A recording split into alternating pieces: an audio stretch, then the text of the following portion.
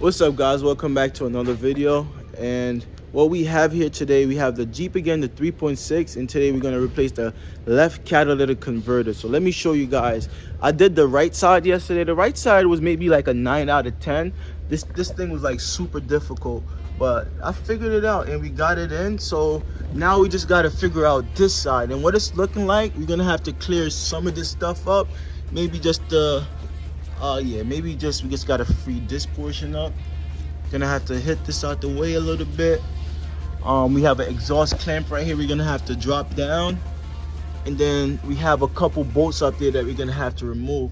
But right now, let's go ahead and get our O2 sensor disconnected.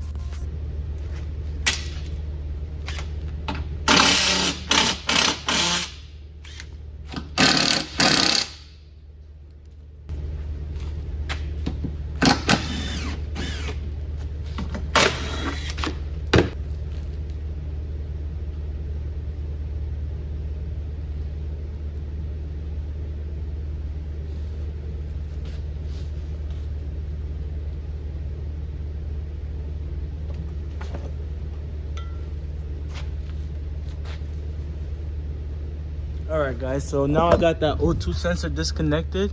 So now the next step is to pop this wheel off real quick. Trying hard, bittersweet. Cabin fever's pulling me. I want to hold the job worse than it already seems, you know. So you just go through there with your extension, and that's how you're gonna be able to get it, just like that. And now for the bottom one, cut the light. I'm gonna show you guys how to grab that real easy, and you probably get it off like in 5-minute max. So what you're gonna have to do from underneath, right?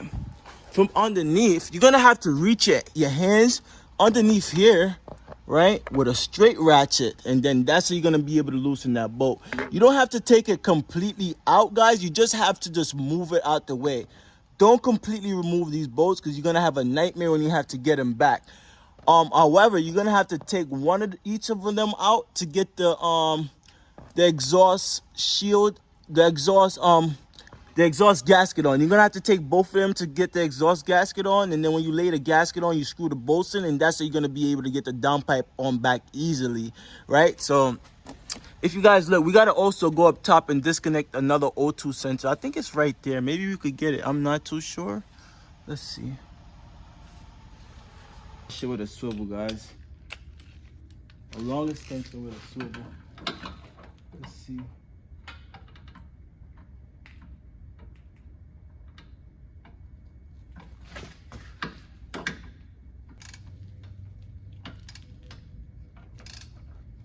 Oh, we got it, guys.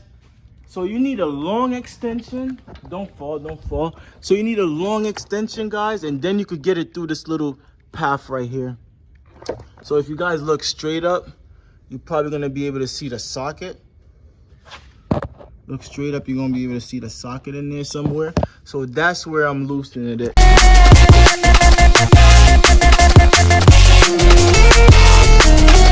Forget about that O2 sensor that's up there, but we have to climb up top to loosen that O2 sensor. So what we're gonna have,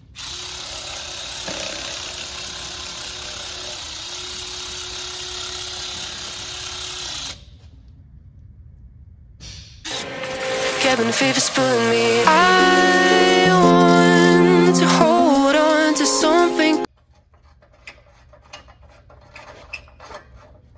so I decided to take it from the upper portion, right where it connects to the muffler right here. I decided to take it from there, cause it got two little exhaust springs, and it's just a nut hole in it. So I decided to take it from here. So everything is pretty much free. Let me go ahead and move my cart out the way, and then now we could go ahead and drop it and disconnect the upper O2 sensor.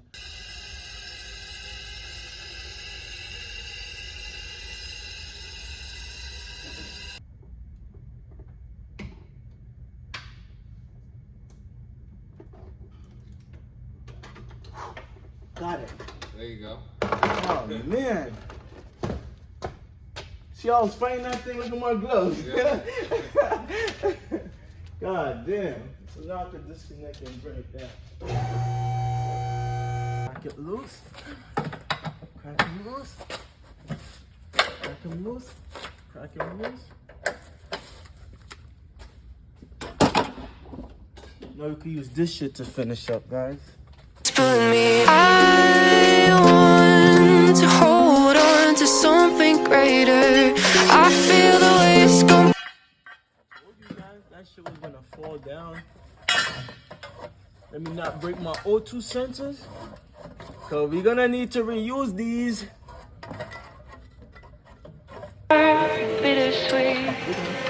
Cabin fever's pulling me. I want to hold on to. We have the catalytic converter and our O2 sensors. These are the spaces that we put in because we thought it would help fix our problem, but this did not help, however. The catalytic converters next to each other. So those are the catalytic converters right next to each other. And if you guys could see, the OEM ones are a little bit more brolicker than the aftermarket one, but I'm pretty sure they will do the same job, you know what I mean? Another thing we're gonna have to do, guys, we're gonna have to cut this clamp a little bit. We're gonna have to cut this clamp and match it up with this piping a little bit. So with that being said, let's go ahead and cut that now and get it out the way. Let me go find an angle grinder and I'm gonna cut it, and then we're gonna put a nut and a bolt on the outside. So let me show you guys that right now.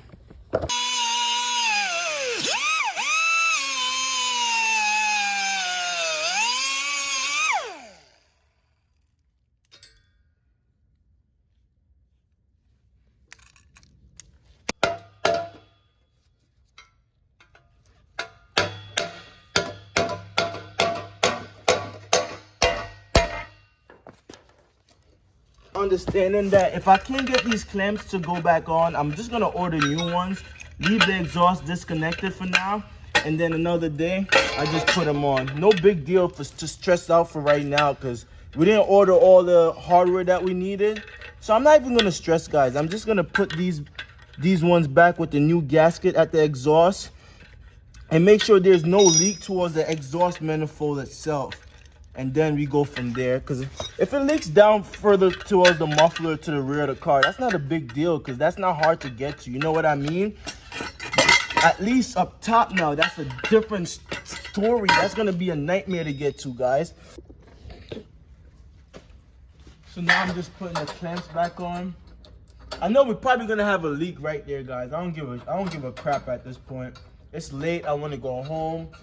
No big deal. If it does leak, then I know what I have to fix. Never stress what you guys cannot control. I learned that the hard way.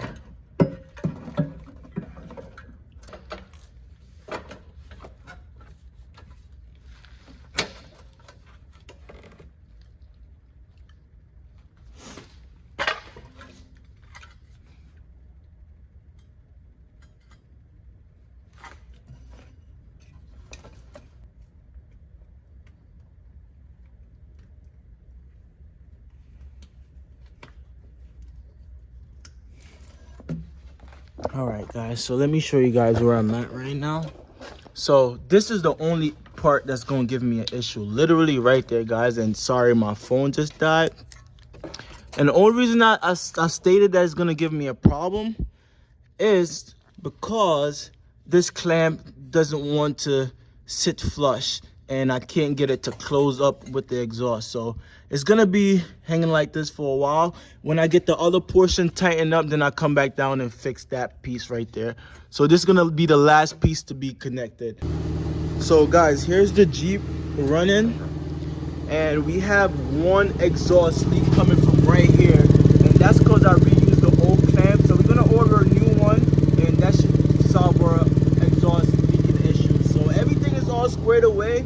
Now I just gotta drop the Jeep down and just pull it out the shop, guys. That's the last thing I had to do, which was the exhaust. So what I'm gonna do is go ahead and pull it out now. I'm gonna go ahead and lower it down off the lift. I want to hold on to something greater. I feel the waves come crashing in. I'm drowning, drowning, drowning. Drowning, drowning,